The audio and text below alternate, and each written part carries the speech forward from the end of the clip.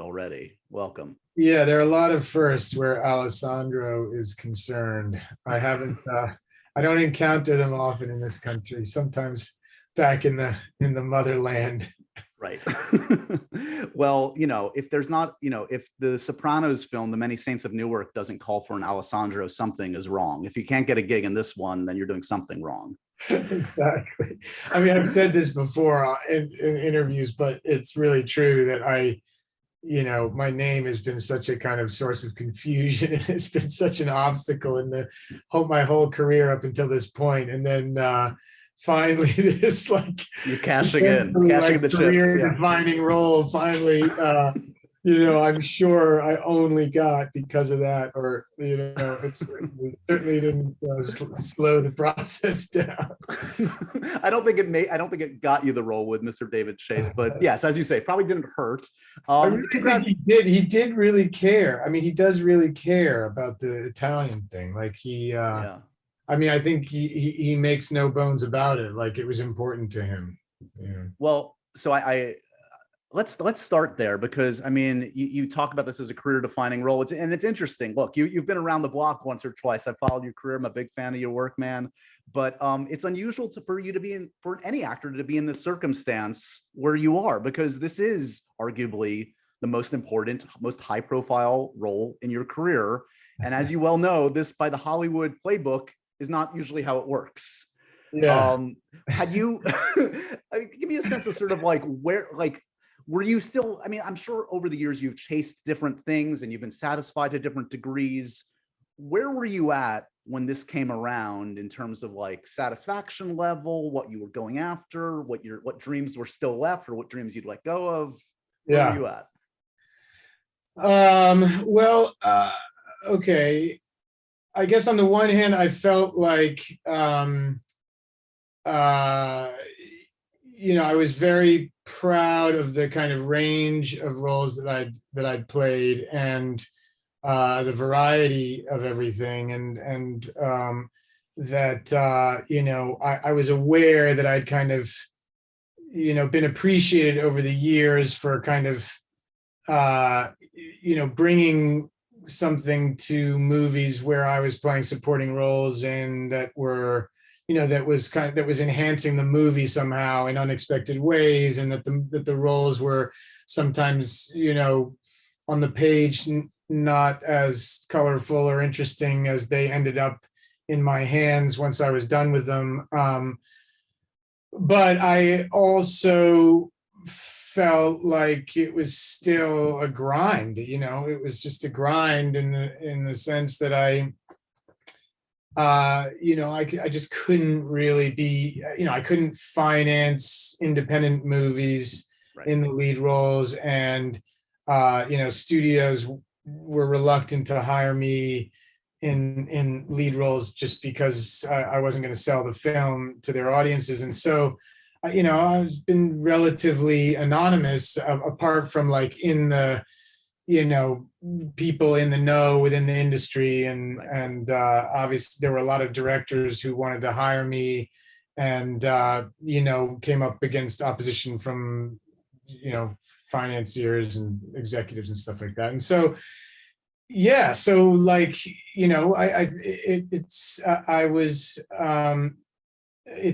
from that point of view, it's been hard. I've spent most of my career making more out of roles than what was there.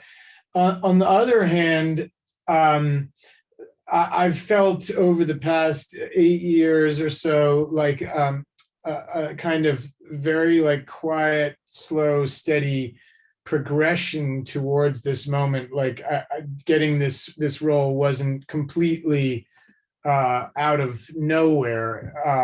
Like there had been a certain kind of like quietly building momentum, and really it started from 8 years ago or so. I made a decision to start taking roles based almost exclusively on the director, and so I started really doing smaller roles in movies that were more high profile, because they were with kind of auteurish directors who were important that everybody was, paying attention to and wanted to see what their next project was, which was inevitably something kind of unusual and special and attention grabbing. And so I started having a lot more people see my work, even though it was in smaller roles. I mean, I'd done I counted 12 movies that I'd made that I was the lead role in that never got released, over over the course of my career. And these weren't necessarily, totally invisible things. They were me starring opposite Chris Walken, me starring, big, potentially, I shouldn't say big movies, but things that were not shot on your handy cam in your backyard. They were and does that fuck with your confidence over the years? I mean, you're a quality actor, but at the end, but then you're also facing this reality of wait, what am I doing wrong? Or was it do you have enough knowledge of the industry and kind of presence of mind to know look, it's out of my hand. This is just one of those things. I have plenty of friends that for whatever reason it never clicked for, and I just have to keep doing my thing and let the chips fall where they may. Or what was your attitude? Well, I felt so with a lot of these kinds of movies that would come out, I'd get great reviews, and yeah.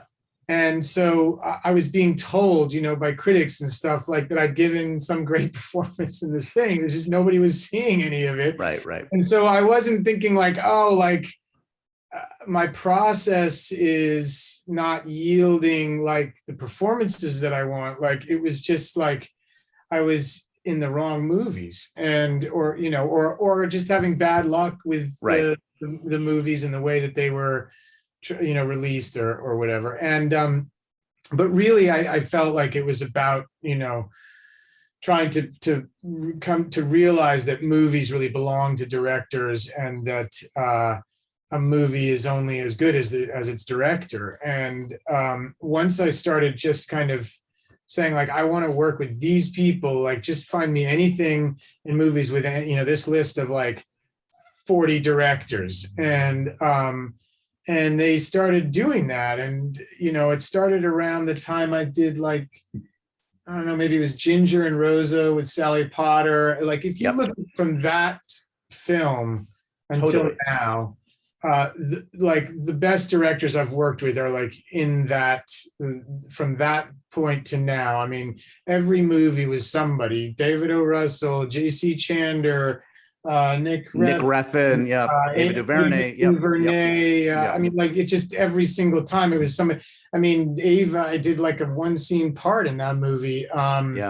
But the aggregate of it just started to sort of snowball a little bit. People just became more and more aware that I was just again and again popping up in these movies and doing something surprising. And so by the time this thing came along, I felt something was going to happen, but the clock was ticking too, because this isn't the time that of a career, as you said, that you normally kind of have your breakthrough or your career defining role or whatever, however you want to describe it. But and in fact, this movie to me is just a total anomaly, in the sense that movie studios don't make these kinds of movies anymore. These are classic crime dramas that were the studio fare from the 70s and 80s,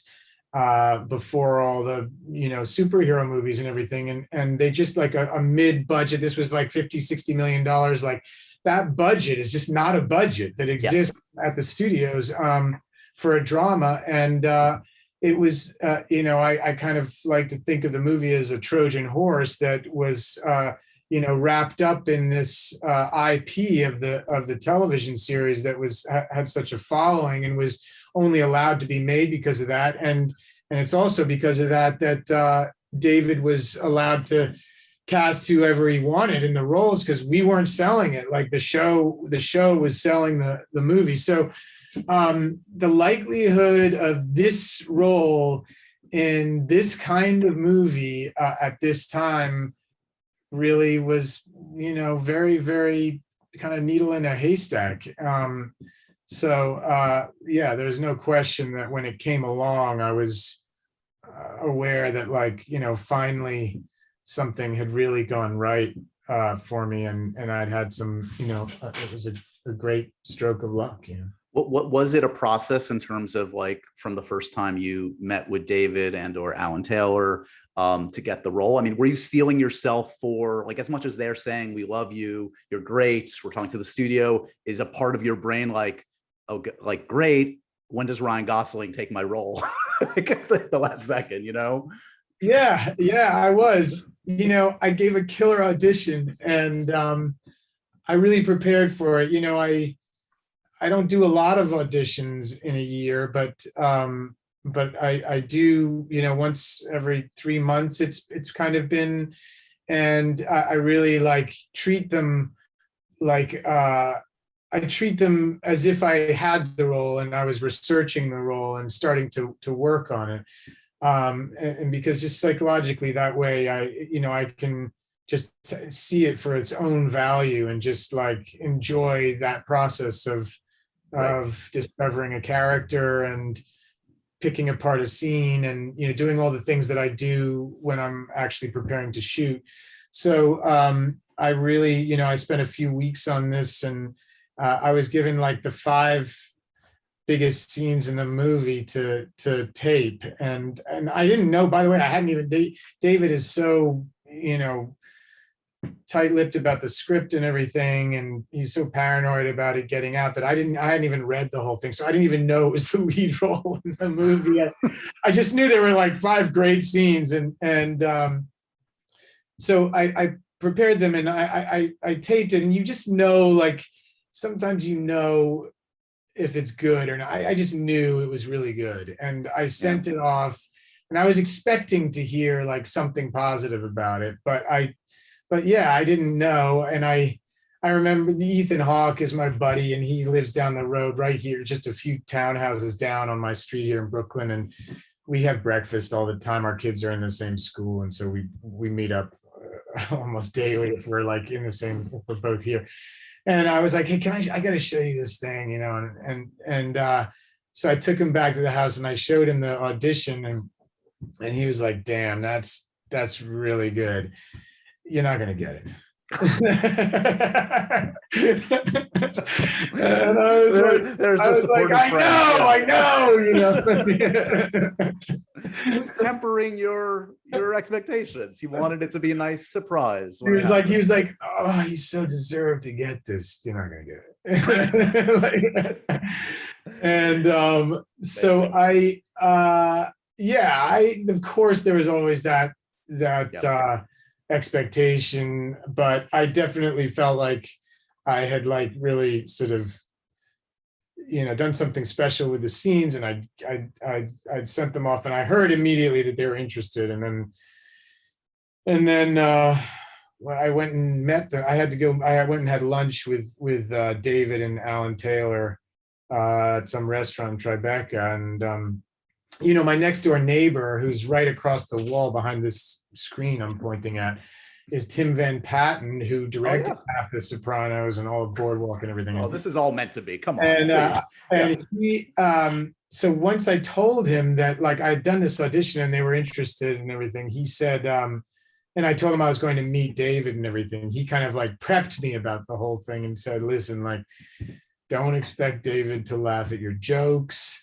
He's totally inscrutable. You're not going to get anything out of him. It doesn't mean he doesn't like you. Just don't expect any of that. And so I went in there just thinking like, oh my God, this is just going to be like a kind of painful lunch that I just have to sort of suffer through and hopefully not put my foot in my mouth. And instead he was just like really animated, and, we just really, immediately had a kind of connection. And he was so curious about my father's side of my family, the immigrant side, and what his experience had been and everything. And we're back full circle. This was back to my name value here. Right. Well, I'm glad you had that experience with David. I mean, I had him on the podcast. I'm not sure if I'm going to run you or him first, but Okay. he's a tough nut to crack for Yeah. many. I feel like he doesn't suffer fools clearly. No. I mean, I knew what I was getting into. I've seen many interviews with him, but like, man, like, I can only imagine, like, obviously this is his baby and he doesn't want to exploit this IP, as it were. And as you say, this is kind of a Trojan horse. Like, this is like, I'll be honest, like, I hadn't watched The Sopranos for many years. I didn't remember all the intricacies of it, but like, I ended up falling in love with this movie just on its own terms, and like remembering some references, but then wanting to go back to the show and then having it enrich the experience all the more. So Yeah. as I said to him, I think you guys really, truly knocked it out of the park, and I think it's going to work for audiences of all. Oh, that's great to hear. I mean, I'm only just now starting to talk to people who've seen it, because they really hadn't screened it a lot for many months. I think partly because David really felt like, he was up against the fact of the show being the provenance of the movie is like a double-edged sword, because on the one hand it's made the movie possible, and on the other hand it makes it that much harder to kind of get people to experience the movie on its own terms as a piece of cinema, and not as another episode of the show. And so I think, then with the HBO Max, day and date release with the theatrical, David really, like, his heart sank, because he feels like our movie has a handicap of like needing to overcome the association with HBO and the television incarnation of the series. So yeah, I think that's been something that he's been very like vocal about, and yeah, he makes no bones about it. He's just like, this is bullshit. I mean, I like a refreshing filmmaker that says what he thinks. I mean, look, again, it's his baby, and he should feel protective of it. And it's a tough nut to crack in this environment. But it's, as a cinephile, as somebody that appreciates exactly what you're talking about, that kind of mid-range drama, you don't see it much. And like, I hope it's rewarded. I hope people give it a shot at the box office as well as at home. Yeah, I mean, the box office thing is just like so confusing at this point, because nobody knows. Especially with this movie, probably more than any, because like people, as he's pointed out, like people just associate The Sopranos with their television. So like, I don't think people think of this movie as something that needs to be seen in a cinema, and when in fact, in my opinion, and maybe I'm biased, but I don't think so. Like, I have a pretty clear eye about the stuff I'm in, but forget about the quality of the storytelling or the acting or any of the other sort of film craft parts of it. Like, the cinematography I really love in the movie. Like, I really think it's so much more cinematic than the show was. And that's not to like, put the show down at all. The show is an absolute, genius piece of television, and it's changed the course of TV, and the acting, and it's outrageous, and it's just brilliantly written. But just purely like, as far as the way it's shot, like the way it captures the period feels very like gritty and authentic, but not like glamorized, but it's also beautiful in a kind of subtle way. And so to me, like, the experience of watching it on a big screen is so much better than seeing it on television. But I again, like, I don't think that's the perception of the movie, given its association with the show. So, well, all we can do is talk it up. And I will say, as I said to David, I think I've probably seen like maybe 9 or 10 movies on the big screen in the last year and a half, in the last couple months, and I've seen yours twice on the big screen. So hopefully that tells you all you need to know about. Was the second time, were you forced? No. I wanted a refresher for both you and David. It was like the scene in Clockwork Orange. They had like your eyelids like held open. You were strapped down into a chair. Yeah, it was a saw device I was stuck in. Let's talk, if we could, a little bit about your background, if you'll indulge me. How did you catch the disease of acting? Who inflicted it upon you? Was it in your blood from the beginning? Where did you kind of fall in love? I was in Peter Pan in a school play, and I just got, I just got really fired up about it. That was third grade, I guess. And I told my mom I wanted to go to acting classes. And so she found like summer programs for me to go to. And then from there, it was really like a very old fashioned road, and again, it was kind of like, slow and steady, which I guess it just carried on right to this point.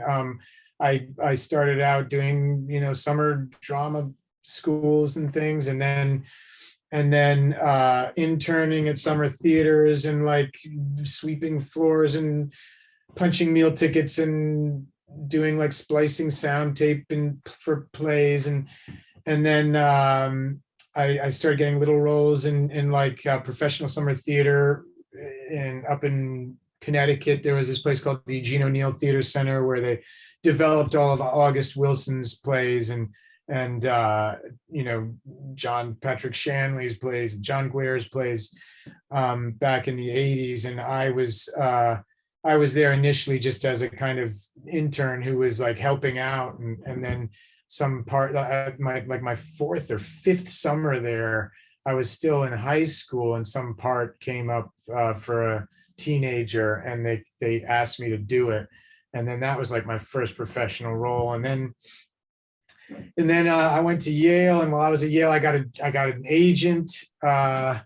And whoops, something just happened to my thing there.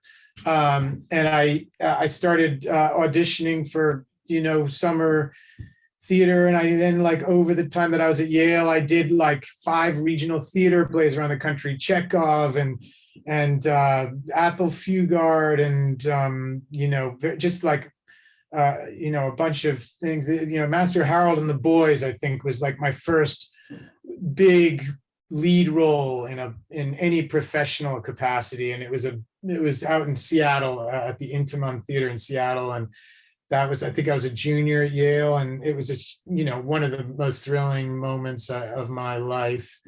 And I was maybe 16 or something, 17. And then a year out of Yale, I was cast. I was living in New York. I hadn't ever worked in New York City. And my first role in New York was a starring role on Broadway opposite Helen Mirren in a Turgenev play called A Month in the Country. And I had never done a film at this point. I was just, my whole career was geared towards the theater. But that sort of like changed everything. And just in terms of like my awareness of Hollywood and stuff, because there were all these young actors who were also on Broadway at that time. There was Billy Crudup, Jude Law, Damian Lewis, Ralph Fiennes, Rufus Sewell, Robert Sean Leonard, like all these people. And we were all kind of hanging out together at night after these shows, and we would do our plays and meet up and have these kind of like, really long nights. Were they highfalutin dreams? Like, were you guys snobbish about like Hollywood at the time? Like, what was the attitude? What was the collective kind of like, what was the dream collectively or for yourself at that time in your life? Well, I got really close friends. I got to be really close friends with Jude Law in particular. And he and I were just kind of like, for a few months when we were doing these plays, we were just hanging out together the whole time. And I just remember, like, he was at CAA, and he was just like a very glamorous guy at that time. He had this like bleach blonde hair, and he was all kind of like a wild man and wore kind of like crazy fashion-y clothes that were sort of, definitely eye-catching. And like, he was just like, whether or not he was famous, he was going to be famous. Like, you walk down the street and you're like, who's that guy? And I was kind of like fascinated by him. And, we just like, we really got along, but I started noticing like all these film strips. I remember going over to his apartment, and there was like a stack of red film scripts with this red CAA covers on them, and they were obviously just like, I guess, film offers he'd been getting, because like, wow, he was a star somehow already, and so like the second his show closed, off he went, and he's just started making movies. And then that's kind of started happening with a lot of the other guys. I mean, Billy, same thing. I can't remember what he went off to do, but like they one by one started their shows started closing and they started floating off, up towards the heavens. And I was kind of left there like grinding out my play every night, and like I didn't have any film offers, and I just wasn't like, I just didn't have a sort of, and then, but someone did come and see the show, Mindy Marin, who was this great casting director, and she, got excited about me being in John Woo's Face Off movie, and so that came out of the play. It wasn't immediately after the play. It was like, I don't know, it was maybe a year later or something, but she had seen the play and she'd remembered me and she brought me in to meet him. And so that's, how that happened. And then after that first play in New York, I didn't do another play for 8 years. Oh, wow. Well, we should talk about Face Off, because that is one, and like you made such like an indelible impression as Pollux Troy. I mean, I was like refreshing. Not that I need refreshing. I've seen that movie so many times, and what John Woo did with it, and Nick and John Travolta, and Joan Allen, everybody's just amazing in it. But I was looking on YouTube. I was just curious, like to watch some scenes, and there's like literally like a sizzle reel. There's like just like somebody has comped all of the Pollux Troy lines, all of your moments. I don't know if you've seen that character, not me as an actor, but that character, like somehow got a sort of weird cult following going with it. Like, I don't know. You're making choices. You're making big choices with that character. I mean, like you could, talk to me about like, was that all in the page? I mean, like the pinky wave, there's just an affectation to him that is very striking and unique.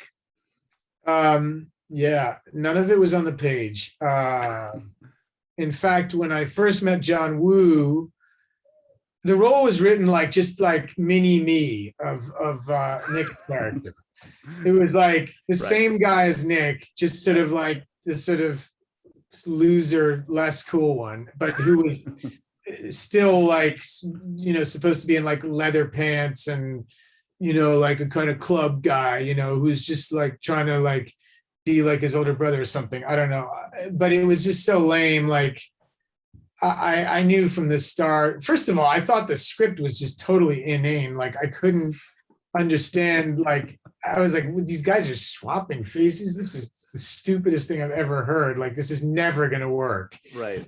And I was so wrong for a million reasons. Like now, like, forget about John Woo's style. I even think the script is brilliant and the whole concept is brilliant. And but at the time I just thought it was so dumb. And then the role just seemed like there was nothing interesting about it. It just seemed like a kind of carbon copy of Nick, and I could never do Nick better than Nick. And so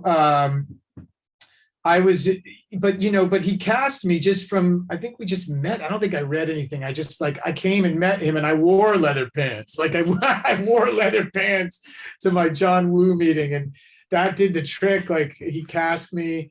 But then in the time that I was kind of preparing, I was just thinking, I have got to completely rethink this thing, because otherwise it's going to be just so forgettable. And I'd been watching that Terry Zwigoff documentary about R. Crumb, the artist R. Crumb, which, I don't know how many people have seen this. Maybe it's an obscure thing, but it's a brilliant documentary about this psychedelic cartoon artist from the sort of Haight-Ashbury. And he had, it was not just him, but two brothers, and they were all like really eccentric, fascinating characters. And I started fixating on his older brother, Charles, who sadly killed himself after the documentary was made. But he was this really weird guy who wrote these journals where the writing got like smaller and smaller and smaller until like you couldn't see it anymore. And I basically decided I was just going to do an impersonation of him, and he had like a very specific voice, where he sort of talked like that and all this stuff, like everything was in the back of his throat.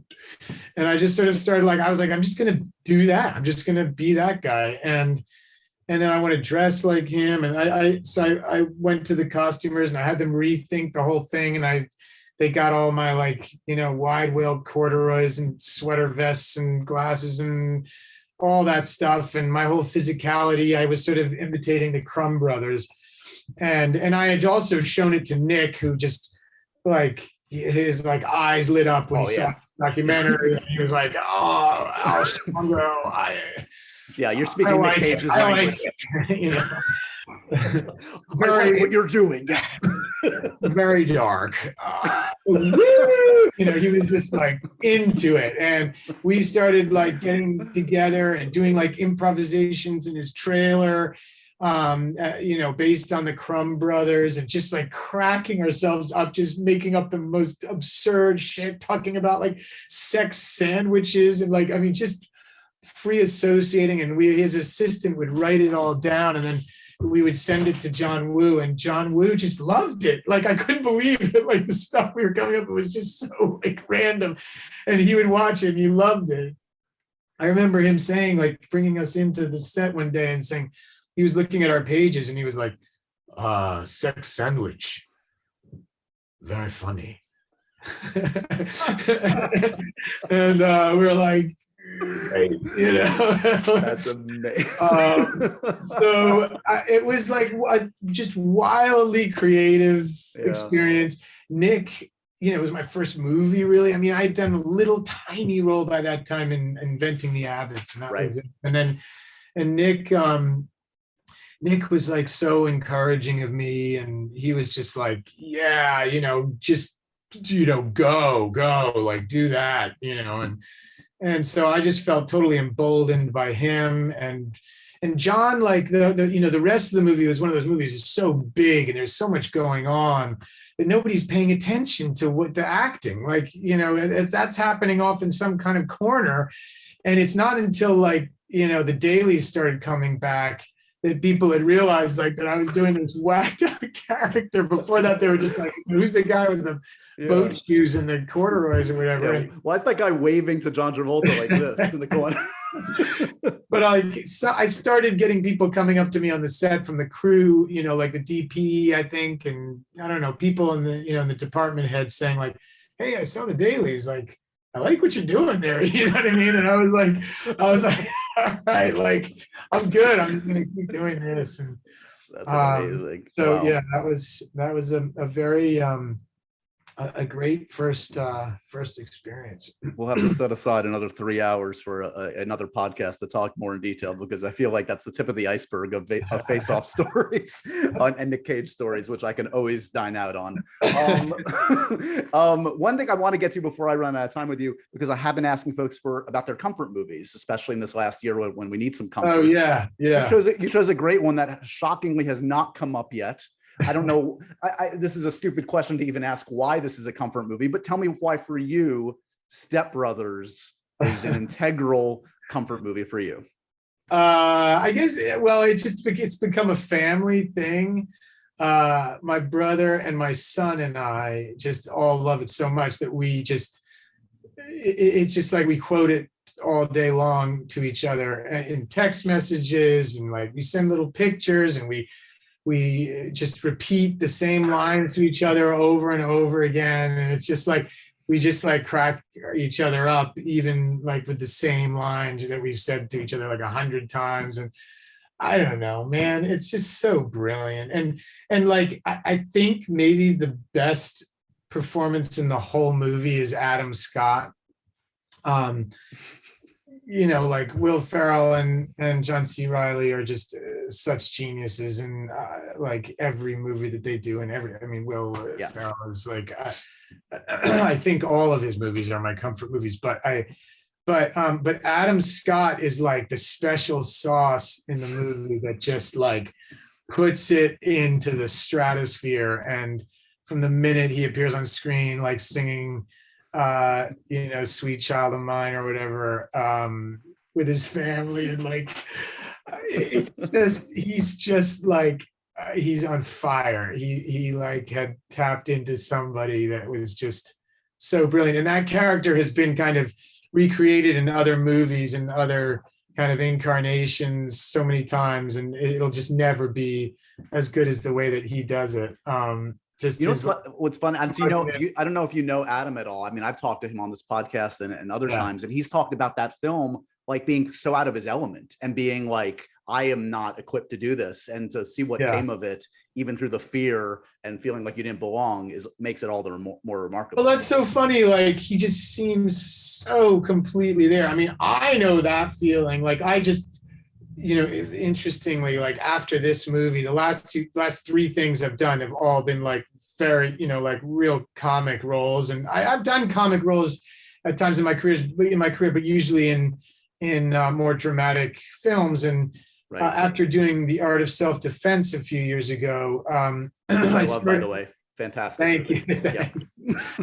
Well, that was like my first like out and out like comedy film, and just with me and Jesse Eisenberg, and I started getting offered like just comedies after that, and so my role in David O. Russell's movie, and then the thing I did after that was like with all those guys, like it was Alison Brie and Aubrey Plaza and Fred Armisen and Molly Shannon and Tim Heidecker, Zach Woods, like a whole long list of like the sort of UCB, the all stars. Yeah, totally. Yeah, and it's amazing how separate the two worlds are. Like, those guys all know each other and they've all worked together a million times. And I now feel like I've worked with like everybody, but it turns out it's only in this like one side of the movie business. And I was like dropped into their midst on this film.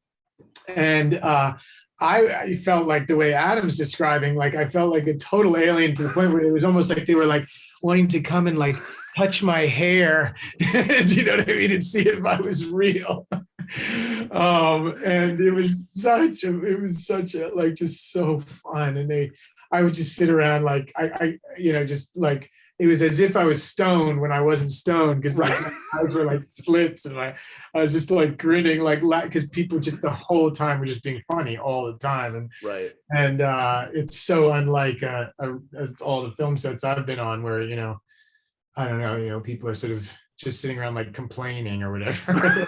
To be fair, some of those performers are very, like Aubrey Plaza. I mean, I've known Aubrey for a decade, and I still don't even know if she's like giving me shit or being normal, or what's coming out of her mouth and where her brain's at. It's like she's like a total whack job in the best possible way. Like, she's 1000%. Amazing. Talk to me. You mentioned David O. Russell, who you've of course worked with before. You've collaborated again with him on this new film that has another insane bananas cast. I don't know much this about movie, it. like, if you weren't in this movie, your career is over. Yeah, between Adam McKay's new one, right, the one with like Leo and everybody, and this one, it casts all of Hollywood. So at least you made it, man. So you say that this one's pretty comedic. I mean, do you click with David? David's obviously, again, talking about a guy on his own wavelength, like a very unique personality to work with. Did you click with him immediately? Is it a different environment on this new one versus American Hustle? What can you say about working with David? Well, he's the only director who's ever cast me twice. What? That's crazy. Yeah, this is the first time that's ever happened. Wow. So working with him is just completely unlike any other experience. It's feels totally out of control. You have to kind of give yourself over to him in a way that is really terrifying, because you can't the way you prepare for his movies is all with character work. So it's all about developing behavior and just being really specific about who you're playing and how they talk and how they are physically. And if you really latch onto that in a very detailed way, then you just like filter through his dialogue. I mean, you don't ever say anything that's in the script. So wow. And he's written the script, and the scripts are always really excellent. But what you say on the day comes out of like he tucks himself in next to the camera, and has like a little monitor and just starts like interacting with you during the takes while the camera's rolling. And he becomes kind of part of the scene. Like you'll be in a scene with other people, but he talks almost like I liken it to like Glenn Gould. I don't know if you've ever listened to Glenn Gould recordings. He was a famous pianist, classical pianist who famously recorded Bach, the Brandenburg concertos or whatever. And he used to like sing the notes as he was playing them, right, like vocally out loud. And so if you listen to recordings of him, like you hear him going like, right. Whatever, like, and David like he's interacting with you as he's kind of directing the scenes almost while the camera's rolling. So he's actually like yelling out dialogue for you to say. Wow. And you may repeat lines a whole bunch of times and he'll tell you to say something else. And then you say that, and then another thing, and then you say that. And then he'll tell the other guy in your scene to say something. And then he'll tell the camera where to go. And it becomes this kind of like psychedelic chaos, but it's an amazing feeling. You just kind of like give yourself over to being manipulated by someone else. And if you if you have the character and you're comfortable enough in the character and you can say anything, it doesn't matter, you're still the guy.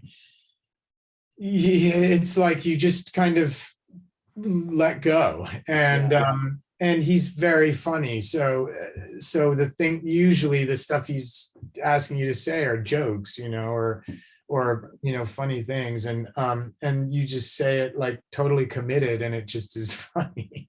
Well, it makes sense why, like, obviously so many actors are attracted to him, because I mean, like, we all heard the stories and we know he's kind of can be like, up and down in interesting ways, but like that tightrope of like terrifying and invigorating for an actor is like unlike any other.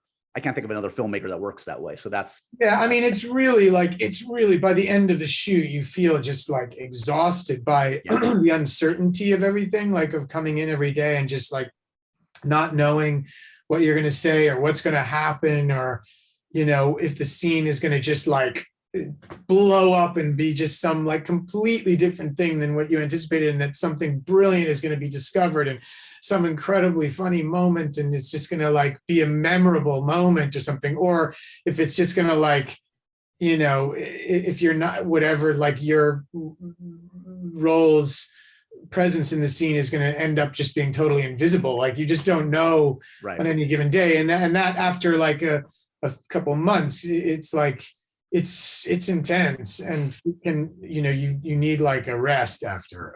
But I was very excited to be asked to work with him again, because I mean, I recently watched one of the scenes. I very rarely have gone back and watched things that I've been in the past, but somebody sent me on Twitter or something, some scene from American Hustle with me and Bradley and Louis C.K. and I just watched it. I just like, I mean, it just like, it was just so like unlike any other movie, and it was so funny and alive. Like it just felt alive. No, alive is the word. There is a palpable energy to his work, and it's the movement of the camera, but it's also just like that ineffable kind of spontaneity that clearly comes from the process you're talking about, and you're kind of shedding light on like what I've not been able to kind of put my finger on in his films over the years, and now I'm kind of starting to get it of like how that happens. So it's I mean, I don't know if maybe some of his other, and by the way, some people it doesn't work for some people. Do you know what I mean? Like